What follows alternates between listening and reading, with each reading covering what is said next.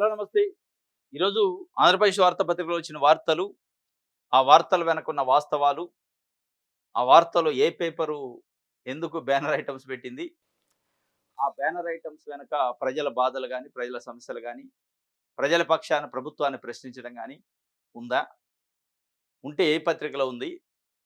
ఏ పత్రిక రాజకీయ పార్టీలకు వత్తాసు పలకడానికి పాంప్లెట్లు పనిచేసినట్టు పనిచేస్తున్నాయనే అంశాన్ని మనం ఈరోజు విశ్లేషిద్దాం. ముందుగా ఈనాడు పేపర్ చూస్తే యువగళం నవశాఖ మాట తెదాప వర్కింగ్ ప్రెసిడెంట్‌గా లోకేష్, రాష్ట్ర అధ్యక్షుడిగా పల్లా శ్రీనివాస్ కొనసాగింపు. జాతీయ ప్రధాన కార్యదర్శులుగా కిలార్ రాజేష్, రామ్మోహన్ నాయుడు, శబరి. పొలిట్ బ్యూరోలోకి ఇద్దరు మండల స్థాయి నాయకులు. 32 మందితో జాతీయ, 180 మందితో రాష్ట్ర కమిటీల నియామకం. రాష్ట్ర కమిటీలో బీసీలు, ఎస్సీ, ఎస్టీ, మైనార్టీలు 122 మంది, 51 మంది మహిళలకు చోటు. మండల స్థాయి నాయకులు అత్యున్నత గుర్తింపట నాయకులకు, మండల స్థాయి నాయకులకు. ఇద్దరు మండల స్థాయి నాయకులు గుత్తికొండ ధనంజయరావు, ఈయన మంగళగిరి కాన్స్టిట్యున్సీ సంబంధించి లోకేష్ గారి కాన్స్టిట్యున్సీ. నేత కార్మిక సంఘం నాయకుడు ఆయన. 14 సంవత్సరాలకే తెలుగుదేశం పార్టీ సభ్యత్వం తీసుకొని అప్పటి నుంచి ఇప్పటి వరకు తెలుగుదేశం పార్టీ జెండా వదిలిపెట్టల, అధికారం ఉన్నా లేకపోయినా. ఒక బడుగు బలహీన వర్గాల నాయకుడు. మండల స్థాయి నాయకుడిని ఈరోజు పొలిట్ బ్యూరోలోకి తీసుకున్నాడు. దానికి సంబంధించి మండల స్థాయి నాయకులకు అత్యున్నత గుర్తింపు ఇచ్చినామని చెప్పారు. ఇక ఇంకొక గంటేడు శ్రీదేవి అని చెప్పి ఆమె కూడా ఒక మండల స్థాయి నాయకురాలే. ఆమె సంబంధించి ఆమెను కూడా మండల స్థాయి నాయకురాల నుంచి గజపతి నగరం మండల పార్టీ అధ్యక్షురాలు పొలిట్ బ్యూరోకి తీసుకుంది. సరే, ఈ ఎపిసోడ్ అంతా చూస్తే యువగళం నవశకం. నారా లోకేష్ గారు వర్కింగ్ ప్రెసిడెంట్. ఏంటి ఇందులో వచ్చింది? రాష్ట్రానికి కానీ, రాష్ట్ర ప్రజలకు, 5 కోట్ల మంది ఆంధ్రప్రదేశ్ ప్రజలకి లేదా తెలుగు ప్రజలకి జాతీయ అధ్యక్షుడు, జాతీయ వర్కింగ్ ప్రెసిడెంట్‌గా నారా లోకేష్ గారు ఎంపికయ్యారు. ఈనాడు పేపర్ రాసిన వార్త దీని వెనక పార్టీ ఎజెండా తప్ప ప్రజలు గాని, రాష్ట్రం గాని, లేదా పార్టీలో ఉన్న బడుగు బలహీన వర్గాల కార్యకర్తల కోణం లేదు అనిపిస్తుంది. నారా లోకేష్ గారు ఎవరు? చంద్రబాబు నాయుడు గారి కొడుకు. చంద్రబాబు నాయుడు గారి చేతిలో అధ్యక్ష పదవి ఉంటది. వర్కింగ్ ప్రెసిడెంట్ కూడా కొడుకే ఉండాలా? ఇది ఏం పార్టీ చంద్రబాబు నాయుడు గారు చెప్తున్నది, లేదా తెలుగుదేశం పార్టీ నాయకులు చెప్తున్నది పదే పదే? ఇది బడుగు బలహీన వర్గాల పార్టీ, బీసీల పార్టీ అని చెప్తారు. మరి బడుగుల పార్టీ చెప్పేది, బడుగుల పార్టీ ఎవరి చేతిలో పగ్గాలున్నాయి? చంద్రబాబు నాయుడు గారి చేతుల్లో, లోకేష్ గారి చేతుల్లో. వాళ్ళు బడుగులా? కాదు కదా! లేదా చంద్రబాబు నాయుడు గారు అధ్యక్షుడిగా ఉన్నారు, ఉండనేయండి. వర్కింగ్ ప్రెసిడెంట్ ఒక బడుగును పెట్టండి. ఇగో వీళ్ళని పెట్టండి. మండల స్థాయి నాయకులకు అత్యున్నతమైన గుర్తింపు ఇచ్చిన, ఆ గుర్తింపు ఉన్న ఈ ధనంజయ్ రావు అనే ఆయన పెట్టండి. ఒక బలహీన వర్గాల నాయకుడు. 14 సంవత్సరాలకే జెండా పట్టుకుండు, సభ్యత్వం తీసుకుండు. ఆ రోజు నుంచి ఈ రోజు వరకు ఎక్కడ డీవియేషన్ కాలే. మీరు బీజేపీతోని కలవంటే బీజేపీతోని కలిసిండు, వద్దంటే ఆగిండు. సిపిఎం, సిపిఐతోని కలవంటే కలిసిండు. లేదా బీఆర్ఎస్‌తోని కలవంటే కలిసిండు. అన్ని పార్టీలు ఏ పార్టీతో కలవంటే ఆ పార్టీ మీ కుర్చీల కోసం కలిసిండు. ఇప్పుడు లోకేష్ గారి కంటే సీనియరా, జూనియరా ధనంజయరావు? లోకేష్ గారి కంటే ఇక ఎవరు లేరా పనిచేసేవాళ్ళు, బడుగు బలహీన వర్గాల నేతలు తెలుగుదేశం పార్టీలో? నిజంగానే అది బీసీల పార్టీయా? బలహీన వర్గాల పార్టీయా? నిజంగా తెలుగుదేశం పార్టీ నాయకులు చెప్తున్నట్టు అది బలహీన వర్గాల పార్టీ అయితే, బీసీల పార్టీ అయితే అధ్యక్షుడిగా చంద్రబాబు నాయుడు గారు ఉన్నారు. మరి వర్కింగ్ ప్రెసిడెంట్ ఒక బీసీ నాయకుడికి ఇచ్చి ఉంటే నడపలేరా? వర్కింగ్ చేయలేరా అధ్యక్షుడిగా? అంటే మీరు ఏం ఆశిస్తున్నారు? ఏం మాట్లాడుతున్నారు? ఇది ఎట్లా బీసీల పార్టీ అంటారు? ఎన్టీ రామారావు గారు, ఆయన తర్వాత ఆయన అల్లుడు చంద్రబాబు నాయుడు గారు, ఆయన తర్వాత ఇప్పుడు చంద్రబాబు నాయుడు గారి కొడుకు లోకేష్ గారు, ఆయన తర్వాత మరి ఆయన కొడుకు కూడా వస్తారేమో. వీళ్ళంతా ఒకటే కుటుంబం. ఒకే కుటుంబం నుంచి అధ్యక్షులు, ఒకే కుటుంబం నుంచి వర్కింగ్ ప్రెసిడెంట్లు, ఒకే కుటుంబం నుంచి ఆ పార్టీ గెలిస్తే ముఖ్యమంత్రులు అయితుంటే దాన్ని బడుగు బలహీన వర్గాల పార్టీ ఎట్లా అంటారు? బీసీల పార్టీ ఎట్లయింది? ఏ రోజైనా ఒక బీసీ ముఖ్యమంత్రి అయిందా తెలుగుదేశం పార్టీ నుంచి? ఏ రోజైనా ఒక బీసీ జాతీయ అధ్యక్షుడు అయిందా? ఏ రోజైనా ఒక బీసీ వర్కింగ్ ప్రెసిడెంట్ అయిందా? ఇది మంచి సందర్భంగా ఇవ్వచ్చుగా బీసీలకి. బీసీలలో చాలా అనుభవం ఉన్న నాయకులు ఉన్నారు. ఈ రాష్ట్రాన్ని ఏలటానికి కావాల్సినంత అనుభవం ఉన్న నాయకులు ఉన్నారు, సమర్థత ఉన్న నాయకులు ఉన్నారు, నిజాయితీ ఉన్న నాయకులు ఉన్నారు, కమిట్మెంట్ ఉన్న నాయకులు ఉన్నారు, కష్టపడే నాయకులు ఉన్నారు. కానీ వీళ్ళు చెప్పే బీసీలు అంతా డొల్ల. వీళ్ళు చెప్పే బీసీ పార్టీ కానీ, బలహీన వర్గాల పార్టీ కానీ, అది జెండా మోపీయటానికి పనికొచ్చేది. అప్పుడప్పుడు ఇట్లాంటి వాళ్ళకి ఎవరికో ఒక పదవి ఇచ్చి చాలా మేము అద్భుతం. నువ్వేంది ఇచ్చేది? 56% మంది బీసీలు ఉన్నారు. వాళ్ళు మీకు ఇవ్వాలి, మీరు వాళ్ళకి ఇచ్చేది ఏంటి? మళ్ళీ దీంట్లో కలరింగ్. నిజంగా తెలుగుదేశం పార్టీ ఈరోజు బీసీ పార్టీ కాదనేది స్పష్టంగా అర్థమైందనేది బీసీలు మాట్లాడుతున్నారు. అయ్యుంటే నారా లోకేష్ గారి ప్లేస్‌లో ఈరోజు ఒక బీసీ నాయకుడు వర్కింగ్ ప్రెసిడెంట్ అయ్యేటోడు. పల్లా శ్రీనివాసరావుకి రెన్యువల్ చేశారట. ఏంటి నువ్వు చేసింది? ఏది రాష్ట్ర అధ్యక్షుడు. రాష్ట్ర అధ్యక్షుడికి ఎందుకు జాతీయ వర్కింగ్ ప్రెసిడెంట్ పనికిరాడా పల్లా శ్రీనివాసరావు? లేదంటే ఇంక వేరే వాళ్ళు ఎవరు పనికిరారా? అనేక మంది ఉన్నారు తెలుగుదేశం పార్టీలో బీసీ నాయకులు. చాలా సమర్థంగా పనిచేసినోళ్ళుండ్రు. పార్టీ అంటే కమిట్మెంటు. ఇప్పుడు మీకంటే చాలా కమిట్మెంట్ ఉన్న నాయకులున్నారు. మీరు బీజేపీ పల్లకి మోయమంటే బీజేపీ పల్లకి మోశారు. కమ్యూనిస్ట్‌ల పల్లకి మోయమంటే కమ్యూనిస్ట్ పల్లకి మోశారు. లేదు బీజేపీ మంచి పార్టీ కాదంటే మంచి పార్టీ అని దూరంగా ఉన్నారు. చాలా కమిట్మెంట్‌గా చిత్తశుద్ధితోని పనిచేశారు పార్టీ లైన్‌లో. ఇంకా అంతో ఎంతో పార్టీ లైన్ మీరు తప్పారు. అవసరానికి అనుగుణంగా పార్టీ లైన్ తప్పారు తప్ప బీసీ నాయకులు ఎప్పుడు తప్పలే. కానీ అటువంటి బీసీ నాయకుల్ని ఈరోజు వదిలేసి వర్కింగ్ ప్రెసిడెంట్ ఇచ్చి ఈ ఇవ్వగలం నవశకం ఎవరికి ఇవ్వగలం? ఎవరికి నవశకం? ఎక్కడ బలహీన వర్గాలకు ప్రయారిటీ వచ్చింది? ఎస్సీ, ఎస్టీ, బీసీలకు ప్రయారిటీ వచ్చిందట. ఏంటి మీరిచ్చే ప్రయారిటీ? సంఖ్య కోసం ప్రయారిటీ కాదు. పగ్గాలు ఎవరి చేతిలో ఉన్నాయి? ఈరోజు తండ్రి, కొడుకు చేతిలో పగ్గాలు పెట్టుకొని దాన్ని బలహీన వర్గాల పార్టీ అంటే ఎట్లా అనాలి?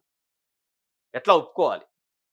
అనేది ఈరోజు మొత్తం తెలుగు రాష్ట్రాల్లో ఉన్న బీసీలలో ఒక ప్రశ్న మొదలైంది. చంద్రబాబు నాయుడు గారు అధ్యక్షుడిగా ఉన్నట్టే, ముఖ్యమంత్రిగా ఉన్నట్టే సరే అది దాన్ని కొంత సమర్థించుకోవచ్చు. ఫస్ట్ నుంచి పార్టీలో ఉండు, ఆయన లీడ్ చేస్తుండు, నడుపుతుండు పార్టీ, అనుభవం ఉన్నోడు ఉండాలి అని కోరుకుంటారు. ఎవరు కూడా బీసీలకు కూడా డిఫరెన్స్ లేదు అందులో. కానీ ఇంకొక నెక్స్ట్ చాయిస్ కూడా నంబర్ 2 పొజిషన్ కూడా మీ కుటుంబమే, మీ సామాజిక వర్గమే ఉంటే దీన్ని ఏమనాలి? మళ్ళా ఆయన పేరేంది? రాజేష్ అట. ఏది కిలార్ రాజేష్. ఎవరైనా? ఏ జెండా మోసిండు? ఆ కిలార్ రాజేష్ ప్లేస్‌లో గుత్తికొండ ధనంజయరావులు ఎందుకు లేడు? ఎక్కడి నుంచి వచ్చిండు ఈయన?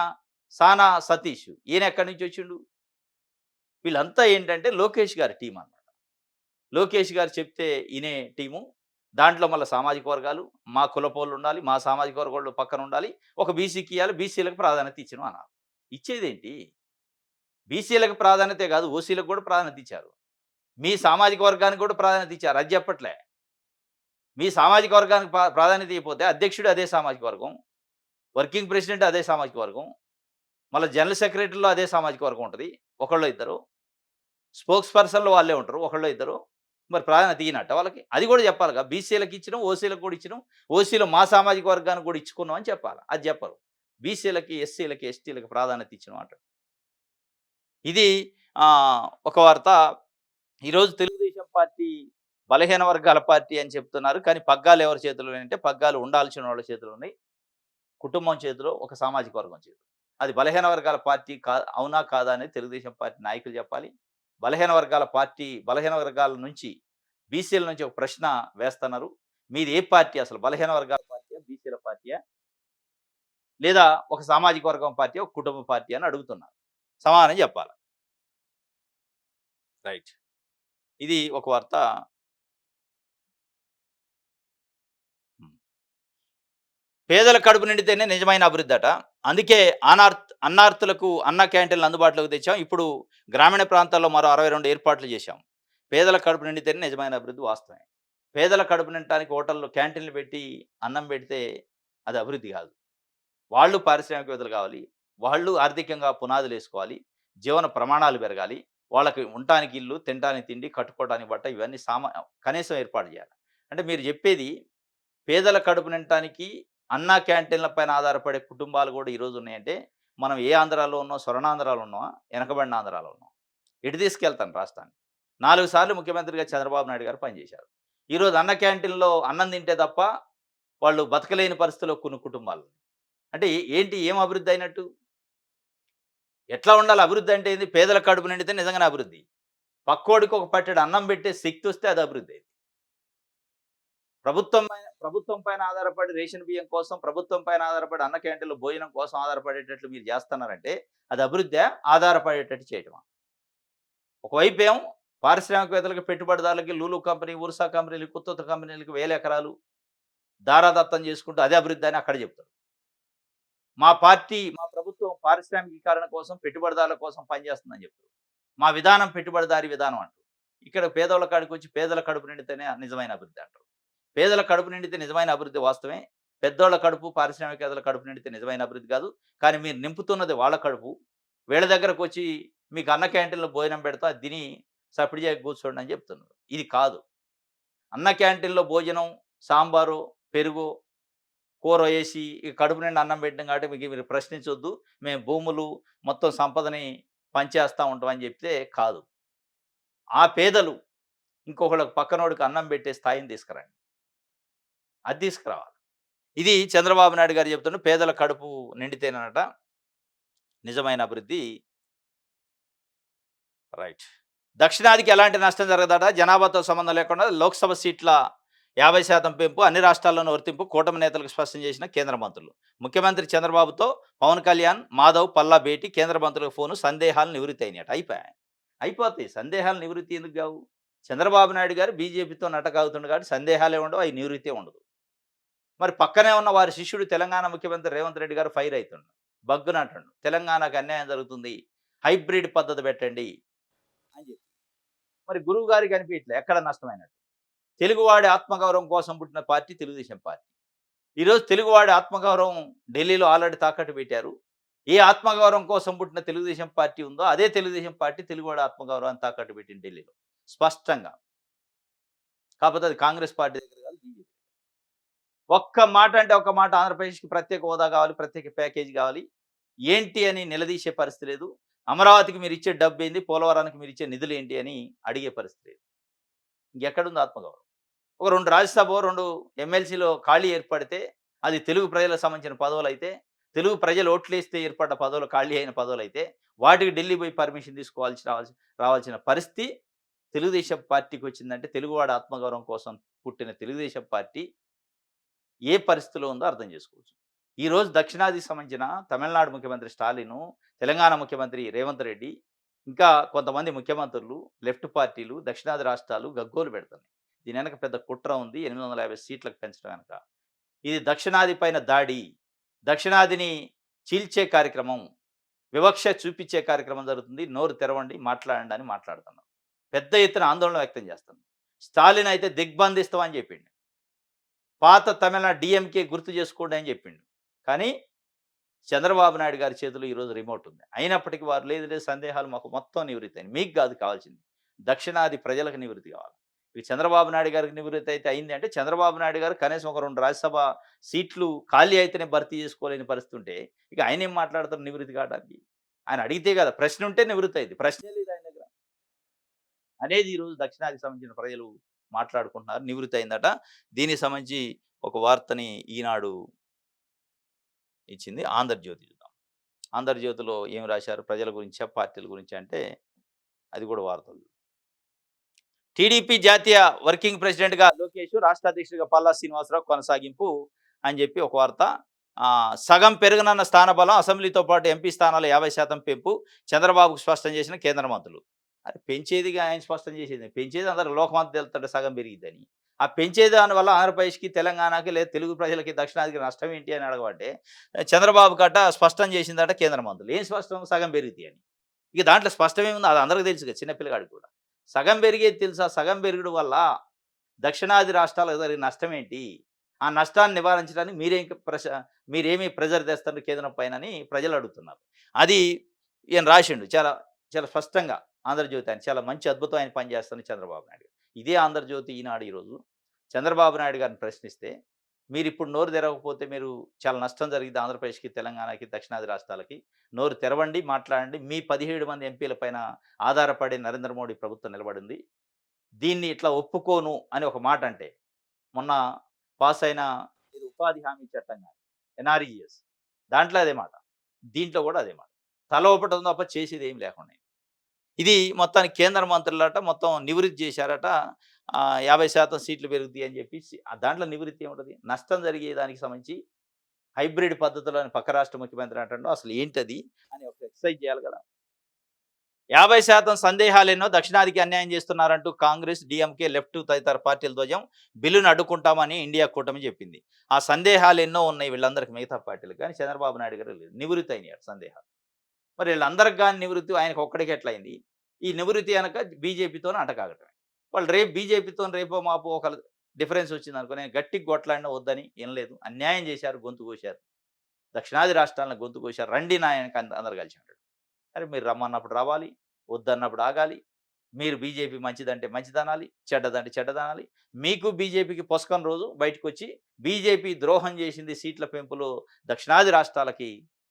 ఈ ద్రోహాన్ని ఎండగడతాం మేము దేశమంతా తిరుగుతా అంటాడు చంద్రబాబు నాయుడు. మరి ఆ ద్రోహం ఏది ఇప్పుడు చెప్పొచ్చుగా. అంటే మీకు కౌగిలింతలున్నప్పుడు ద్రోహం గుర్తురాదు. ఇది చాలా అన్యాయం. అంత పెద్ద politician, senior politician Chandrababu Naidu గారు భవిష్యత్తును దృష్టిలో పెట్టుకొని మాట్లాడాలి తప్ప, ఈరోజు మాకు మంచి ఉంది కాబట్టి నేనెందుకు మాట్లాడాలి, నాకు అవసరం ఏందంటే, మీరు మీకోసం రాజకీయం చేస్తున్నట్టు, ప్రజల కోసం, రాష్ట్రాల కోసం కాదు. ఇది ఇంకోటి జాదు జగనట జివలదిన్నె హార్బర్‌పై పచ్చి అబద్ధాలు తుస్సుమన్న జగన్ మత్స్యకార సభ బస్సులు పంపిన కడలి పుత్రుల నిరాసక్తత. జాదు జగనట. ఆంధ్రజ్యోతికి ఇది కనపడదు. ప్రజల కోసం పోయిండు, మత్స్యకారుల కోసం పోయిండు. అంటే మీ ఇంటెన్షన్ అసలు మీరు పత్రిక, పాంప్లెటా? లేదంటే తెలుగుదేశం పార్టీ రైటరా మీరు? ఏంటి అసలది? ఒక ప్రజా సమస్య పైన 555 గ్రామాలకు సంబంధించిన సమస్య. 6,30,000 మందికి సంబంధించిన సమస్య. పబ్లిక్ అంటే ప్రభుత్వం ఆధ్వర్యంలో ఏర్పాటు చేసిన హార్బర్‌లు, పోర్టులకు సంబంధించి ప్రైవేటీకరణ జరుగుతుంటే దానికి నిరసనగా అక్కడ ప్రజలు పోరాటం చేస్తుంటే, ఆ పోరాటానికి సంఘీభావం తెలపడానికి, భరోసా ఇవ్వడానికి ఎళ్లారు జగన్మోహన్ రెడ్డి. ఎళ్తే దాని వెనక జనాలు లేరు. బస్సులు పెడితే పబ్లిక్ లేరు. తుస్సుమంది, తుస్సుమన్నారు. అరే తుస్సుమందా, కస్సుమందా పక్కన పెడితే అసలు ఇష్యూ ఏంటి? అంటే మీరు దేనిపైన దాడి చేస్తున్నారు? మీరు అనుకుంటున్నారు జగన్మోహన్ రెడ్డి పైన విమర్శలు రాస్తున్నాం మేము, జగన్మోహన్ రెడ్డి పైన దాడి చేస్తున్నాం, జగన్మోహన్ రెడ్డి కించపరుస్తున్నాం, జగన్మోహన్ రెడ్డి వ్యక్తిత్వాన్ని అన్నం చేస్తున్నాం, జగన్మోహన్ రెడ్డి ప్రోగ్రామ్ ఫెయిల్ అయిందని చెప్తున్నామని. కానీ ప్రజలేమనుకుంటున్నారు తెలుసా? మీ ఇంటెన్షన్ అర్థం చేసుకుంటున్నారు. మీరు ప్రజల కోణంలో చూడండి. జగన్మోహన్ రెడ్డి కోణం కాదు. జగన్మోహన్ రెడ్డి గారు ఒకరోజు వెళ్తారు, పరామర్శిస్తారు, వెళ్ళిపోతారు. ఆ ప్లేస్‌లో చంద్రబాబు నాయుడు గారున్న అదే పరిస్థితి. కానీ అక్కడున్న మత్స్యకారుల జీవితాలు, మత్స్యకారుల పరిస్థితులు, మత్స్యకారుల సమస్యలు అవి తుస్సుమని వాళ్ళని అవమానించినట్టుంది. మీరేం జగన్మోహన్ రెడ్డిని అవమానించినట్టు నేను రాసుకుంటున్నా. మాకున్న మొత్తం కుట్ర, కుతంత్రం మొత్తం దాని మీద ఎల్లగక్కుతున్నా. కసి, ఆ ఈర్ష్య, ద్వేషం, మీ ఈర్ష్య, ద్వేషం మత్స్యకారుల పైన చూపించకమండి. అరే ఆయన పంటలు పరామర్శించడానికి పోతే మామిడి రైతులు, పత్తి రైతులు, చీనీ రైతులు, చెరుకు రైతులు, మిర్చి రైతులు పరామర్శకెళ్లారు జగన్మోహన్ రెడ్డి. ఎళ్ళినప్పుడల్లా ఇదే తుస్సుమంది. అరే మీరు తుస్సుమందంటే ఇక ఎవడు బయటికెళ్ళొద్దా? మీరు భజన చేస్తారని ప్రజలకు ఏది ప్రభుత్వానికో లేదా పార్టీలకో, తెలుగుదేశం పార్టీకో, ప్రభుత్వానికో చప్పట్లు కొట్టి చాలా బాగుంది, చాలా బాగుందని మీరు భజన చేస్తున్నట్టు, ప్రజలు లేరు గదా! ప్రజలకు బాధలుంటే ప్రజల పక్షాన ప్రశ్నించేటోడు కావాలి కదా! మీరు ఎట్లాగా రాయట్లే. ప్రశ్నించడానికి పోయిన నాయకుడు పైన మీకేమైనా కక్ష ఉంటే ఉండొచ్చు. కానీ ఆ సమస్య ఏందో అదిగా రిజిస్టర్ చేయాల్సింది. తుస్సుమందట. అంటే దీని ఎనక ఈ వార్త ఎనకున్న వాస్తవం ఏంటి? ఎంత కుటిలత్వం ఉంది, ఎంత కుట్ర ఉంది, ఎంత పక్షపాతం ఉందనేది అర్థమైతుంది. ఇది ఒక వార్త.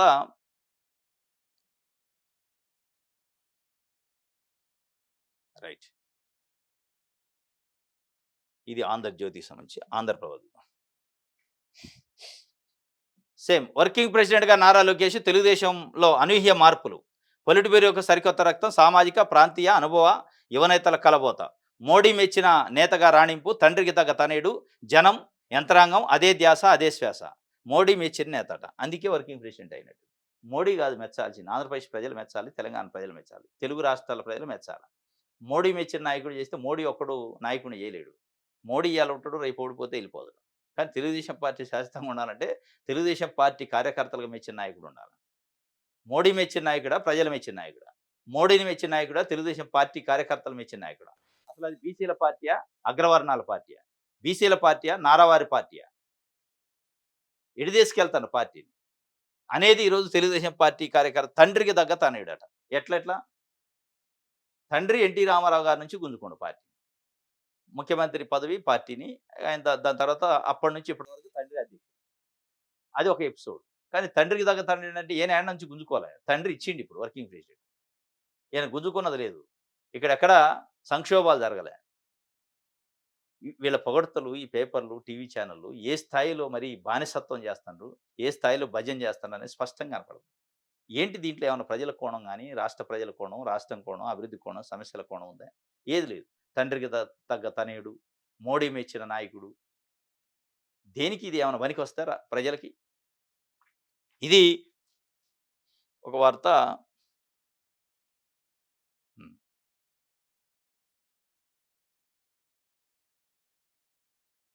రైట్.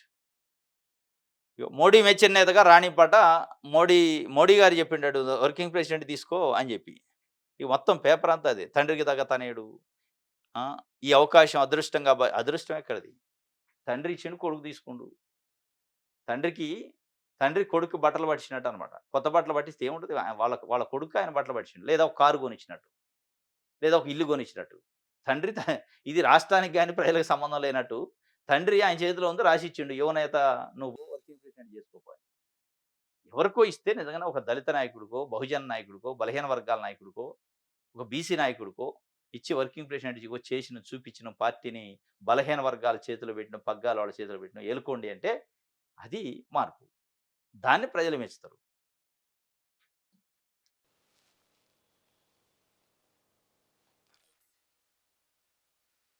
జనాభా దామాషా ప్రకారం పార్టీ పదవులు ఇచ్చారు. జనాభా దామాషా ప్రకారం అంటే, అంటే ఇప్పుడు నారా లోకేష్ గారు అధ్యక్షుడు, చంద్రబాబు నాయుడు గారు నారా లోకేష్ గారు వర్కింగ్ ప్రెసిడెంట్, చంద్రబాబు నాయుడు గారు అధ్యక్షుడు. ఇప్పుడు వారి జనాభా దామాషా ప్రకారం వారి కులం ఎంతుంది?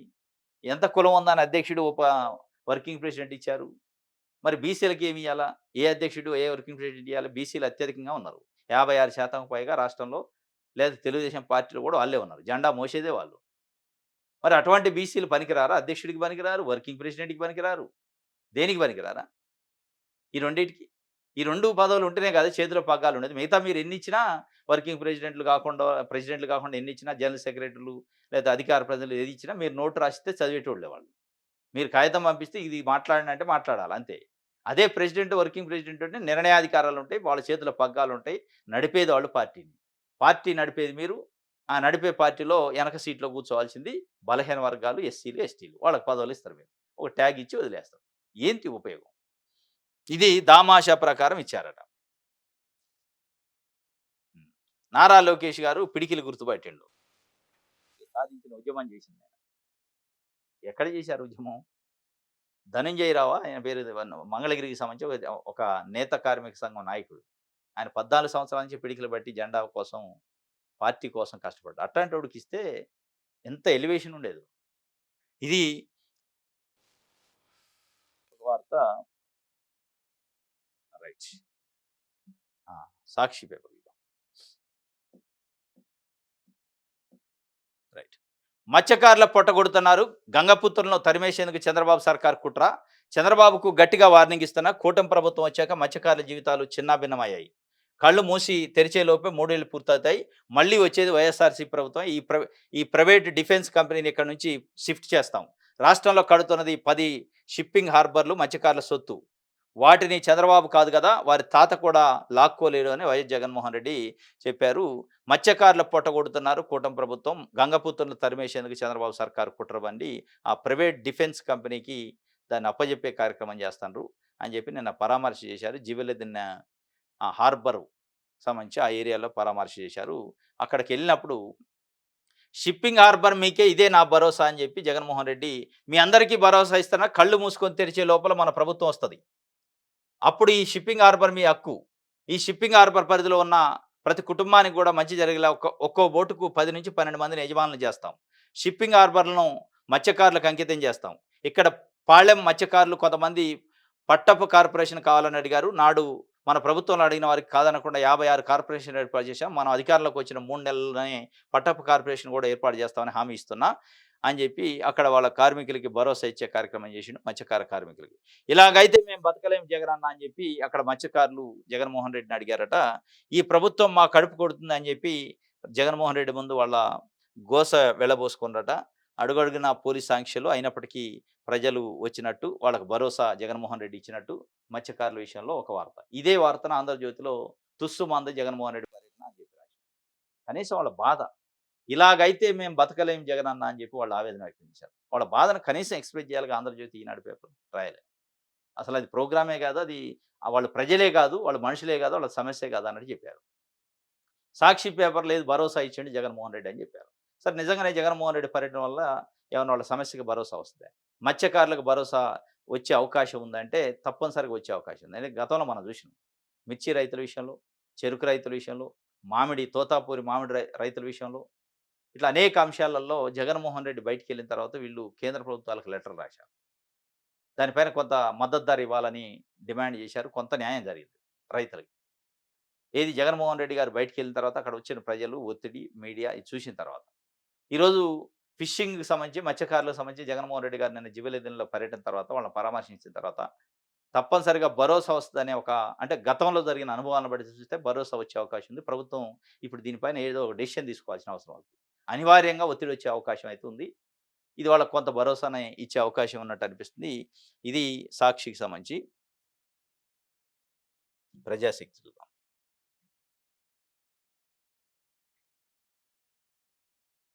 డీలిమిటేషన్ వ్యతిరేకిస్తున్నాం. మహిళా రిజర్వేషన్‌కి ఓకే. ఇండియా వేదిక నిర్ణయం తీసుకుందట.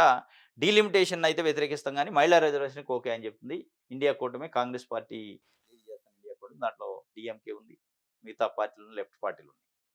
దీనిపైన పెద్ద ఎత్తున అనుమానాలున్నాయి. ఈ అనుమానాలను నివృత్తి చేసే కార్యక్రమం ఎన్‌డీఏ కూటమి చేయట్లేదు. కేవలం చంద్రబాబు నాయుడు గారికి చేశారట. ఆయన ఒక కేంద్ర మంత్రి చెప్పిండట. అనుమానాలు ఉంటే సందేహాలను నివృత్తి చేసినట్టు నాకు నివృత్తి అయినాయి. ఇక సందేహాలేం లేదని చంద్రబాబు నాయుడు గారు చెప్పారు. మరి ఆ సందేహాలేదో వీళ్ళకి కూడా నివృత్తి చేస్తే అయిపోద్ది కదా! వీళ్ళని కూడా పిలుచుకొని మాట్లాడితే అయిపోద్ది కదా! మీరు చేసే సందేహాల నివృత్తి, వారికైన సందేహాల నివృత్తి 2 కూడా ఇది ప్రజల కోసం, దేశం కోసం కాదు. మీ పార్టీ రాజకీయ అవసరాల కోసం సందేహాల నివృత్తి లేకుండా. నిజంగానే మీరు దేశం కోసమే సందేహాలు నివృత్తి చేయదలుచుకుంటే దేశంలోని అన్ని రాజకీయ పార్టీలని పిలుచుకొని, వాళ్ళకున్న సందేహాలను ఆన్ రికార్డ్ తీసుకొని, వాటిపైన ఎక్స్‌ప్లనేషన్ ఇచ్చి, ఇది కాదు అదంటే సవరించే కార్యక్రమం చేస్తే అది నివృత్తి అంటారు. నివృత్తి అంటే ఎన్‌డీఏ కూటమిలో భాగస్వామ్య పక్షాలను పిలుచుకొని, ఇక మనం చేయాల్సొస్తుంది. మీరు సపోర్ట్ చేయకుండా ఉండండి. దీని వెనక ఒక వ్యూహం ఉంది. మళ్ళా నీకు ముఖ్యమంత్రి అయ్యేటట్టు చూస్తా అని వాళ్ళ కూటమిలో ఉన్న నాయకులకో, లేదా మీకేదో ఒక పదవిస్తాం, మీకేదో ఒక ఆఫర్ ఇస్తాం గాని ఆగండి అని చెప్పే ప్రయత్నం చేసి, ఇక అయిపోయింది సందేహాలు లేవంటే, ఇది ఒక రకంగా కుట్ర. ఇది డీలిమిటేషన్ అయితే వ్యతిరేకిస్తున్నామని వాళ్ళు స్పష్టంగా చెప్పారు. మరి ఏం చేస్తారో చూద్దాం. రైట్. ఇది ప్రజాశక్తి సంబంధించి. ఇది ఈరోజు న్యూస్ అనాలిసిస్. రేపు తాజా వార్తలతోని తిరిగి కలుసుకుందాం. Thank you.